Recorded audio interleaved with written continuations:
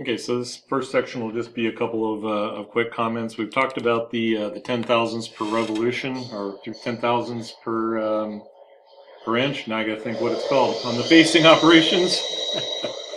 So this is in free machining brass. The assumption is that this is going to be a band saw cut and could be as much as a 1/4 inch oversize on length. So yes, it is taking 3 or 4 air passes. Last pass is 10 thousandths per at about 30 thousandths. So it's sending off a little fountain. And then it comes in and nibbles. And that's what it finds on the face. Comes back, does the finish on a back drag. And that's it. That's how I bring those parts to length. I think it's a pretty decent finish and size because of the nature of the fixture. Let's see if we bring up the picture. It won't try to get away from me. Went into paint. That's an interesting choice, but okay.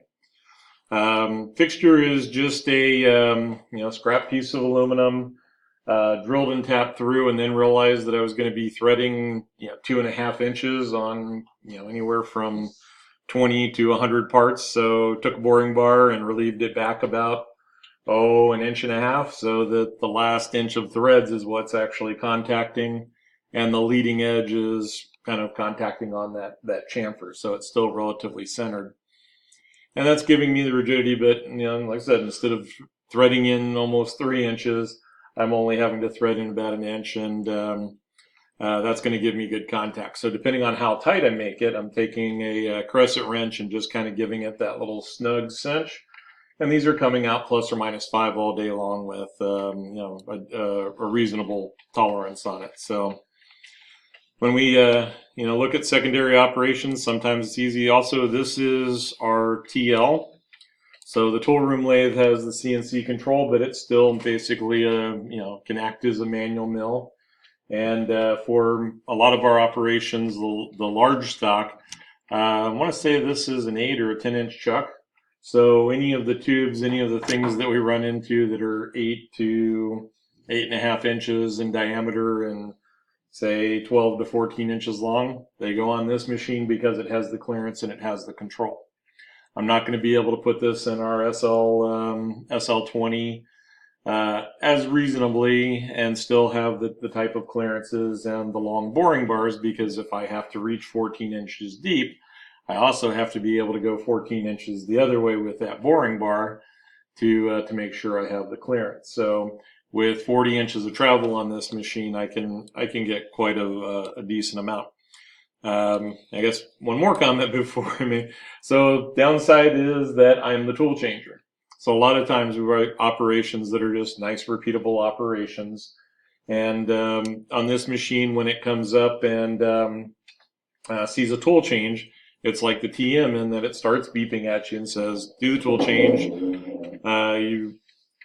Typically we don't leave the handle in, because when the doors are closed like they're supposed to be, the end of the handle comes pretty close to hitting the door. So a lot of times we're taking the handle out as we go.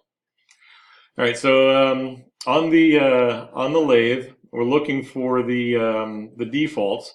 And I'm in 2018, and I'm suspecting that our 2020 issues because we're might be running the demo. But if I go into the control definition, and I've already selected the machine for lathe, which kind of moved it up a little quicker. No, I'm still having to select for lathe, and then the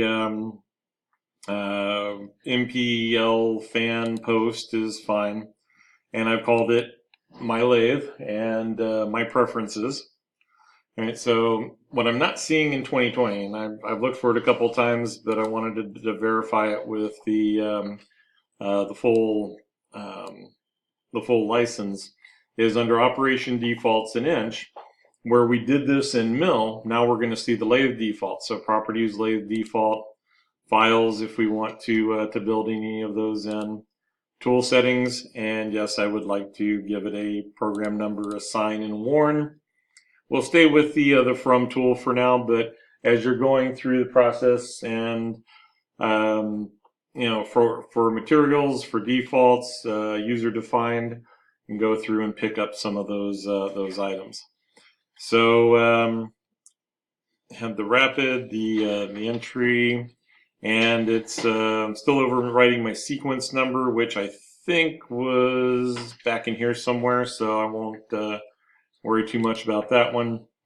And then if we wanted to get so far as to set the defaults for the properties, so we've been up to this point just setting our lengths. We can also use the margins. So this is one that we can kind of build in. If I wanted to default it over to the margins say what is the radial addition, what is the Z positive, what's the Z negative, and then the lengths, OD and the length just become the part. All right, and then we don't have to make those adjustments. So don't really want that to be my default now, but it was something that I found a preference. If I'm going through and I'm changing it more than 2 or 3 times, I'm starting to dig into this control file, and even if I make it like I said, my lathe or something else, then I'm going to try and build in those defaults so I'm changing less and less, and I'm using the power of the program to generate those items. So same thing, geometry. We have the profile, the chain. Not letting me have from stock, so that's okay. We'll go ahead and kick that out and call it good.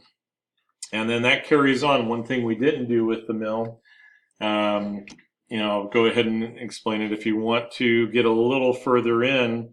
So like on the facing operations, if I find that I'm changing this feed rate, really the 10,000ths, we saw that in the brass. Oh, I don't think I played the aluminum, but we have this, fountain. If I'm saying that my feed rate at 4,000ths is where I want to be, then I can put in that 4,000 spindle speed at surface feet per minute. Even on the conservative side, 400. And that max spindle speed is driving me crazy. So even if I were to set those at 3,000, I'm okay.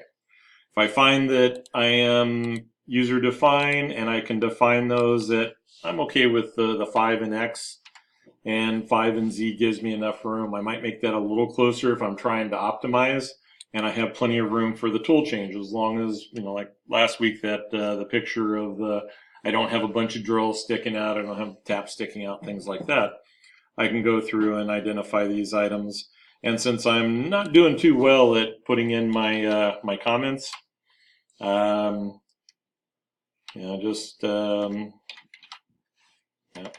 can't type. All right, so facing, I can also build in that comment, and when I apply that, then I should see that that item. So entry amount of 100,000, step over of 10, retract amount, lead in we said was kind of optional. So over time, I want to go through and build this, and as you get into, I say this, smarter, more intense databases related to the machining, this is something that you need to get comfortable with, that you need to be able to kind of analyze and make small incremental changes that will assist you, and as you become more comfortable with it and see what the results are and decide if that's of value to you, that you can build in more and more as you go. All right, so I'm just going to go ahead and hit OK. Oh, do you want to save this definition? Yes, I think it's going to set it back to the default. Save to the machine group. I should have done a save as. All right, whatever was loaded, we'll figure it out. All right, so now I have the lathe default, and because this is new, let's see if I come back up here. Well, let's go back into the properties and we'll look at the tool settings. All right, so this one doesn't have it because it was applied prior to. If I go in and create a new machine group, though, groups, new machine group for the lathe, and I go to its tool settings, now I have the one, I have my presets, and like I said, I have to dig a little deeper to find my sequence numbers, or because lately I've been in the habit of not using the sequence numbers at all, I go find that checkbox and I just turn them off. All right, and then it can be whatever it wants to be. Okay, so I'm going to pause this